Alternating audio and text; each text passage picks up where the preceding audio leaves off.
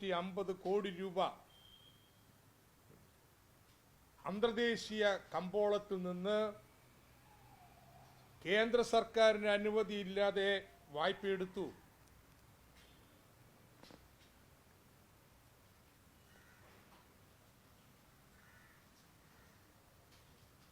അത് ഫെമയുടെ ലംഘനമല്ലേ? ഇതും കഴിഞ്ഞ് വളരെ കൃത്യമായിട്ട് തലക്കെട്ടെന്തായിരിക്കണമെന്ന് വരെ സജസ്റ്റ് ചെയ്യാണ്, കൊട്ടേഷനിലിടയാണ്.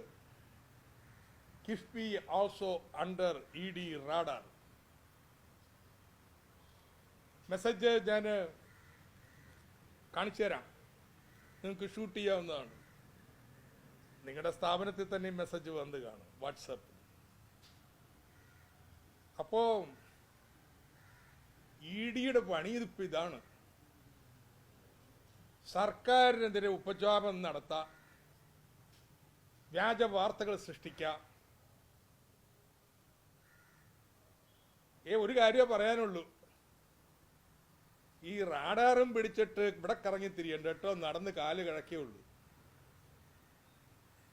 ED അന്വേഷണം എന്നൊക്കെ കേൾക്കുമ്പോൾ പേടിച്ച് വിരളുന്നവര് മറ്റു പല സംസ്ഥാനത്തും ഉണ്ടാവും. ഇവിടെ ഈ പണിയൊന്നും നടക്കാൻ പോകുന്നില്ല. കിഫ്ബിക്കെതിരെ മാത്രമല്ല, കേരളത്തിലെ വികസനത്തെ പ്രൊജക്റ്റുകൾക്കെതിരായിട്ട് CAG, ED, CBI, NIA ഇവരെല്ലാവരും സംഘടിതവും ഏകോപിതവുമായിട്ട് വമ്പിച്ചൊരു ഗൂഢാലോചനയിൽ ഏർപ്പെട്ടിരിക്കുകയാണ്. ഇതിന്റെ തെളിവാണ് ഇപ്പോഴ് EDയുടെ ഈ പുറത്തു വന്നിരിക്കുന്ന സന്ദേശം. ഇവിടെ CAG റിപ്പോർട്ട് സഭയിൽ സമർപ്പിക്കാനിരിക്കുന്നേ ഉള്ളൂ.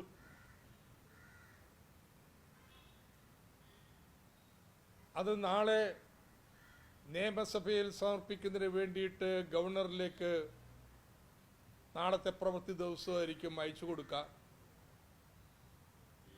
സഭ പരിശോധിക്കാനുള്ള ചട്ടങ്ങളുണ്ട്. പബ്ലിക് അക്കൗണ്ട്സ് കമ്മിറ്റി പരിശോധിക്കും. അതിന്റെ റിപ്പോർട്ട് ആക്ഷൻ ടേക്കൺ അതിന്റെ അടിസ്ഥാനത്തിലാണ്.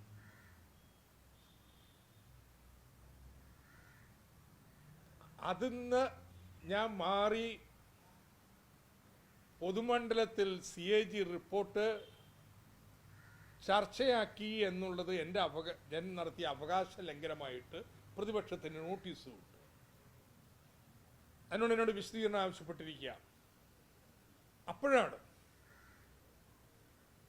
CAG റിപ്പോർട്ട് വെച്ചുകൊണ്ട്, ഏത് സഭയിൽ സമർപ്പിച്ചിട്ടില്ലാത്ത CAG റിപ്പോർട്ട് വെച്ചുകൊണ്ട് ED ഇപ്പോഴ്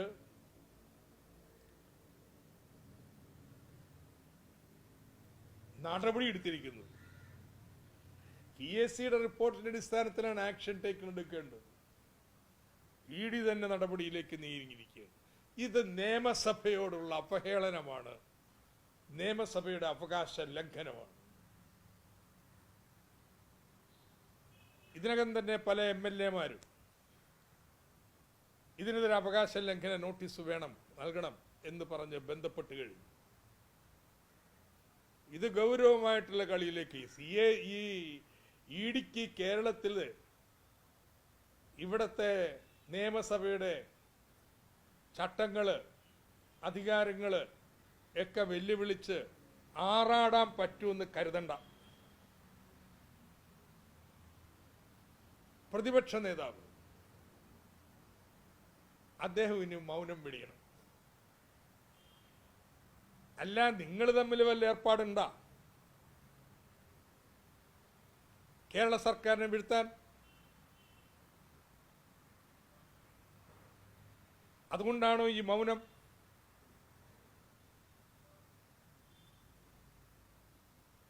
ഞാൻ അവകാശ ലംഘനം നടത്തി എന്ന് എത്ര വട്ടം പ്രസ് മീറ്റ് നടത്തി? ഞാനിന്ന് കാലത്ത് പറഞ്ഞ പോലെ റിസർവ് ബാങ്കിനെ ഒന്നും ഞാൻ വിളിച്ചഴിച്ചിട്ടില്ല. അതേസമയം CAG എന്ത് പറഞ്ഞു എന്നുള്ളത് ഞാൻ പറയാൻ പോയിട്ടില്ല. ശരി, അവകാശ ലംഘനത്തിന് നോട്ടീസ് നൽകി, അതിന് ഞാൻ വിശദീകരണം നൽകാം. പക്ഷെ ED എടുത്തിരിക്കുന്ന ഈ ആക്ഷനെ കുറിച്ച് പ്രതിപക്ഷ നേതാവ് നിങ്ങൾ എന്താ മൗനം പാലിക്കുന്നത്? അതുകൊണ്ട് ഇത് ഗൗരവമായിട്ടുള്ള ഒരു സ്ഥിതിവിശേഷം. ഒരു സംസ്ഥാന സർക്കാരിനെ അട്ടിമറിക്കുന്നതിന് CAGയും EDയും കൂടി ഗൂഢാലോചനയിൽ ഏർപ്പെടാം. അതിൽ ED തന്നെ അവർക്കൊരു കാര്യം അറിയണം.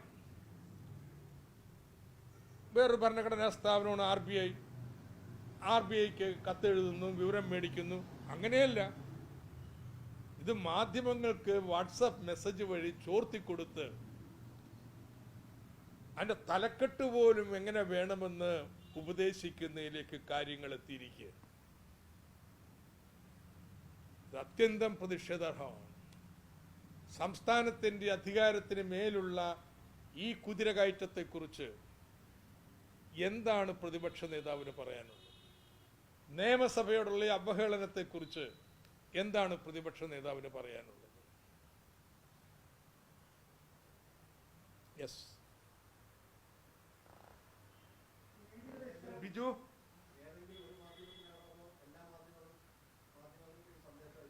എന്തോ ഇതൊന്നും എടുത്തത് നിങ്ങൾ അന്വേഷിക്കുക. നിങ്ങളുടെ മാധ്യമ ഓഫീസിൽ കിട്ടിയിട്ടൊന്നുമില്ല. ചിലവര് എന്നോട് സമ്മതിച്ചു കഴിഞ്ഞു അവരുടെ മാധ്യമ ഓഫീസിൽ കിട്ടിയിരുന്നു. ഇതാ ഷൂട്ട് ചെയ്തോളൂ, ഇതാണ് വാട്സാപ്പ് മെസ്സേജ്.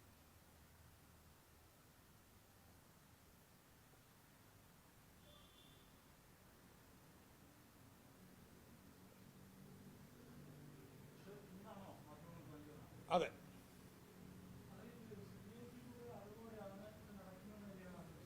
എന്തോ CAGയുടെ അറിവോടെ ഒന്നും എനിക്കറിയത്തില്ല. പക്ഷെ CAG റിപ്പോർട്ടിനെ ഉദ്ധരിച്ച് അതിന്റെ അടിസ്ഥാനത്തിൽ പോസിബിൾ വയലേഷൻ ഓഫ് ഫെമയുണ്ട്. അതുകൊണ്ട് RBI എന്ന് വിവരങ്ങൾ ആരായി. എന്നിട്ട് എന്താ EDയുടെ ഒരു ആഘാതം, അവരുടെ റാഡാറിലേക്ക് കിഫ്ബിയും വന്നിരിക്കുന്നു. അപ്പോ ഇറങ്ങിയിരിക്കുകയാണ് കേരള സർക്കാരിനെതിരായിട്ട്. കേരളത്തിലെ ജനങ്ങൾ മനസ്സിലാക്കേണ്ടത് അവരുടെ ഓരോ പഞ്ചായത്തിലുമുള്ള സ്കൂളുകൾ, ആശുപത്രികൾ, കെട്ടിടങ്ങൾ, പാലങ്ങൾ, റോഡുകൾ, ഈ വികസന പ്രവർത്തനങ്ങളെ അട്ടിമറിക്കുന്നതിന് വേണ്ടിയിട്ടുള്ള വമ്പിച്ചൊരു ഗൂഢാലോചന നടക്കുകയാണ്. ന്യായമായ അന്വേഷണങ്ങൾക്കാരെതിരെ. പക്ഷെ അതല്ല, എന്താ അവരിങ്ങനെ കേരള സർക്കാരിനെതിരെ ഇപ്പൊ പിടിക്കാൻ വേണ്ടിയിട്ട് അച്ചാരം കിട്ടി ഈ ആഹ്ലാദം കാണിക്കാൻ വേണ്ടിയിട്ടുള്ള വകയെന്താ അവരുടെ?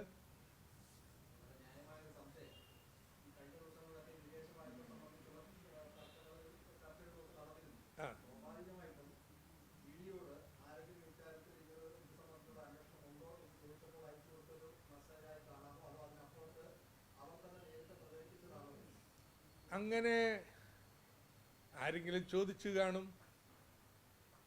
അപ്പോൾ സ്വാഭാവികമായിട്ട് കത്തയച്ചിട്ടുണ്ടെങ്കിൽ ഞങ്ങൾ കത്തയച്ചിരിക്കുന്നു, CAGയുടെ റിപ്പോർട്ടിൻ്റെ ഇങ്ങനെ പത്രത്തിൽ കണ്ടത് എന്നൊക്കെ പറയാമല്ലോ, അതൊക്കെ പറയുന്നതായിരുന്നു.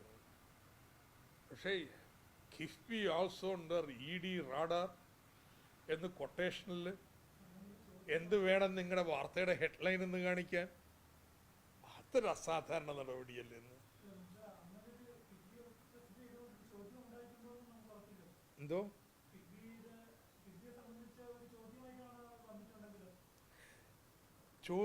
അങ്ങനെ ഇപ്പൊ നിങ്ങൾ പറയുന്നത് ആരെങ്കിലും EDയോട് ചോദിച്ചു കാണും, ED ഒരു മറുപടി അയച്ചതാവും. അതെന്നാ പറയുന്നത്? ആദ്യ ഭാഗം നമുക്ക് മനസ്സിലാക്കാം, അവസാനത്തെ സെന്റൻസ് അല്പം കടുത്തതാ. അത് വായിക്കുന്ന ഒരാൾക്ക് വേറെ ആരാണ്ടോ ചോദിച്ചിട്ട് അതിനൊരു മറുപടിയല്ല, മറിച്ച് ED സ്വമേധയാ നൽകിയിട്ടുള്ള സന്ദേശമാണ്, വാട്സപ്പ് സന്ദേശമാണ്. ഇല്ലില്ല, ഇപ്പം ഞാനിപ്പോൾ അതുകൊണ്ട് എൻ്റെ ഫോണിൽ നിന്നല്ലോ തന്നത്, വേറെ ആളുടെ ഫോണിൽ നിന്നല്ല എടുത്തത്. കാരണം അതൊന്നും ആരാണ് സോഴ്സ്, നിങ്ങളുടെ സോഴ്സ് പോലെ തന്നെ നമ്മളും ഒരു മാധ്യമ സുഹൃത്ത് നമുക്ക് അയച്ചു തന്നു കഴിഞ്ഞാൽ അയാളുടെ സോഴ്സ് കാണിക്കാൻ പറ്റത്തില്ല.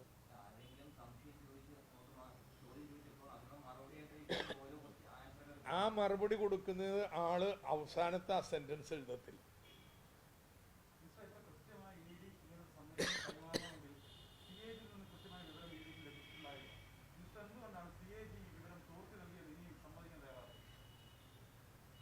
ഞാൻ സമ്മതിക്കുന്നത് തയ്യാറാണ്. CAG റിപ്പോർട്ട് ഞാൻ തുടക്കത്തിന് ഉത്തമ ബോധ്യത്തിൻ്റെ അടിസ്ഥാനത്തിൽ കരട് റിപ്പോർട്ടും ധരിച്ച് ഞാനത് പറഞ്ഞു. ഞാൻ മനഃപൂർവ്വം ഇങ്ങനെ കള്ളം പറയേണ്ട കാര്യമില്ലല്ലോ. എന്തിനാ ഇന്നല്ലെങ്കിൽ നാളെ കരട് റിപ്പോർട്ടിന് തിരിച്ചറിയില്ലേ? കാരണം ഒരിക്കലും ഇങ്ങനെ അനുഭവം ഉണ്ടായിട്ടില്ല. നമ്മളോട് ചർച്ച ചെയ്യാത്ത ഒരു സെൻറ്റൻസ്, രണ്ട് സെൻറ്റൻസ് അല്ല, ഒരു ഭാഗം തന്നെ എഴുതി ചേർക്കാം പിന്നീട്. അപ്പോൾ അത് ആ പേജുകൾ മാത്രം എൻ്റെ കയ്യിൽ കിട്ടുന്നത്. ഇങ്ങനെ പേജുകളുണ്ട് എന്ന് അറിയിച്ചു. സ്വാഭാവികമായിട്ട് ഞാൻ ചിന്തിക്കുക കരട് റിപ്പോർട്ടല്ലേ, ഉടനെ കരട് റിപ്പോർട്ട് മറുപടി തയ്യാറാക്കുക, മറുപടി എന്നെ കാണിക്കും. പക്ഷേ ഇത് ഉണ്ടാക്കുന്ന പ്രത്യാഘാതം വളരെ വലുതാണ്. ഒരു കേസ് കോടതിയിലുണ്ട്, ആ കോടതിയിലുള്ള കേസ് സ്പീഡപ്പ് ചെയ്യാനുള്ള ചില നീക്കങ്ങൾ നടക്കുന്നു എന്നും കൂടി കേട്ടപ്പോൾ ഇതൊക്കെ പരസ്പര ബന്ധമുണ്ടെന്ന് തോന്നി. അത് നാട്ടുകാരെ പറയേണ്ടത്, നാട്ടിൽ ചർച്ചയാക്കേണ്ടത് നാടിൻ്റെ ആവശ്യമാണ്. അത് സംബന്ധിച്ച കൂടുതൽ വിവരങ്ങൾ ഞാൻ ബഹുമാനപ്പെട്ട സ്പീക്കർക്ക് എഴുതി കൊടുക്കുക.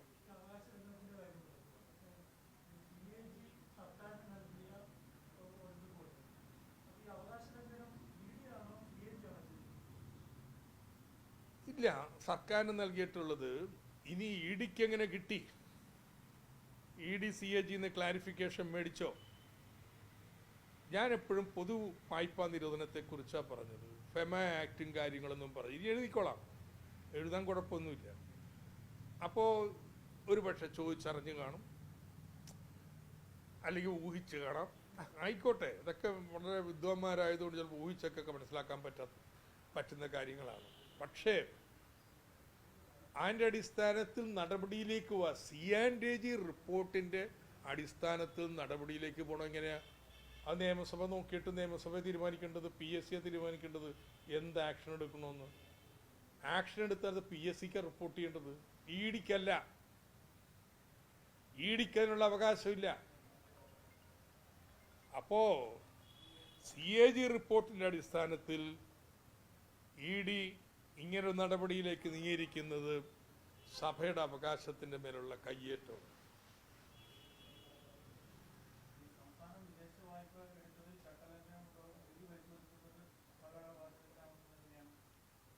ഇത്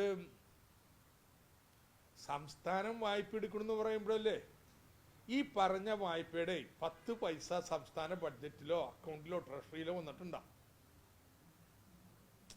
സംസ്ഥാനം വായ്പ എടുക്കണം എന്നിങ്ങനെ ആവർത്തിച്ച് പറയുമ്പോൾ നിങ്ങൾ നോക്കേണ്ടത് ഈ 2150 കോടി രൂപ മസാല ബോണ്ടിൽ നിന്ന് എടുത്തത് 1 പൈസ സംസ്ഥാനത്തിന്റെ അക്കൗണ്ടിലേക്ക് വന്നിട്ടുണ്ട്. പിന്നെ എങ്ങനെ സംസ്ഥാനം വായ്പ എടുക്കുന്നത്? ഈ പണം എങ്ങനെ ചെലവഴിച്ചു, എവിടെയൊക്കെ ഡിപ്ലോയ് ചെയ്തു എന്നുള്ളത് പീരിയോഡിക് റിപ്പോർട്ട് റിസർവ് ബാങ്കിന് കൊടുക്കണം. അത് കൊടുത്തിട്ടുണ്ട്. ഇനി ആകെ 150-200 കോടി രൂപ താഴെ മാത്രമേ അതിൽ നിന്ന് ചെലവഴിക്കാനുള്ളൂ, ഡിപ്ലോയ് ചെയ്യാൻ ചെറിയ തുക മാത്രമേ ഉള്ളൂ. അപ്പോൾ ഇതൊന്നും സംസ്ഥാന സർക്കാരിലേക്ക് വന്നില്ല. പിന്നെ എന്തടിസ്ഥാനത്തിലാണെന്ന് സംസ്ഥാന സർക്കാർ വായ്പ എടുത്തു എന്ന് പറയുന്നു?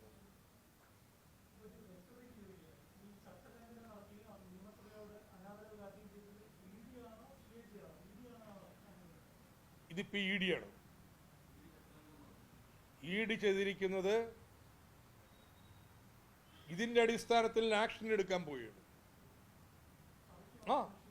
അതെ, അങ്ങനെ കിഫ്ബിയെ CAG റിപ്പോർട്ടിന്റെ അടിസ്ഥാനത്തിൽ റാഡാറിൽ കൊണ്ടുവരാൻ നടക്കേണ്ടവര്.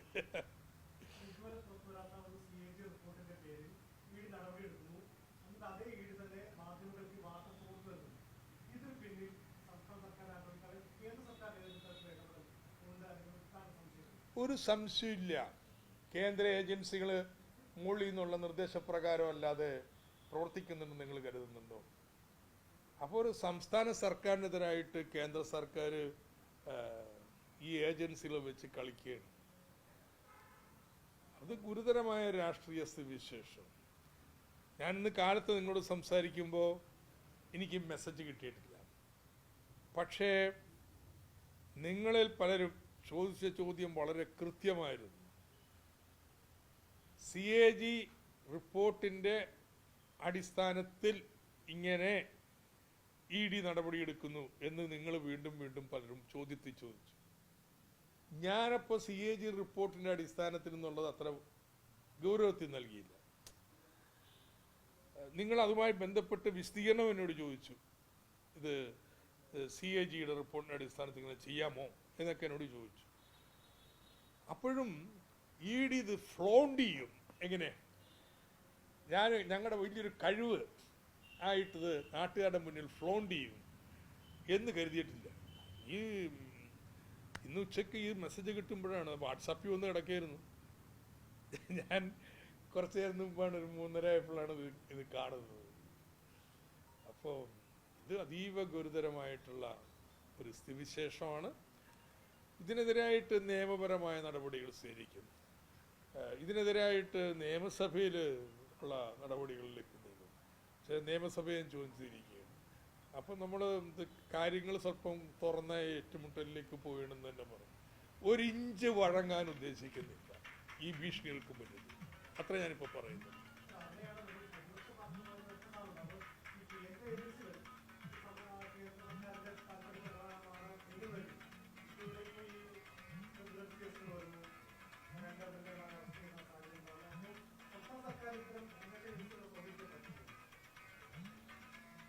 അല്ല, ഇപ്പം പ്രൊജക്റ്റുകൾക്കൊന്നും സംഭവിക്കില്ല. പ്രൊജക്റ്റുകളൊക്കെ തുടരും.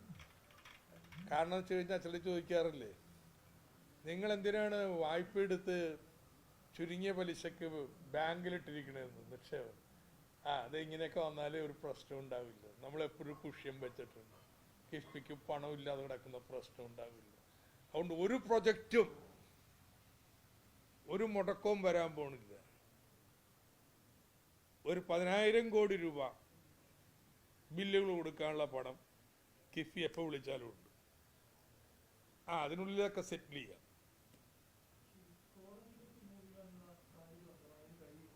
പ്രശാന്ത് എന്ന് ഉറക്കെ പറയണേ.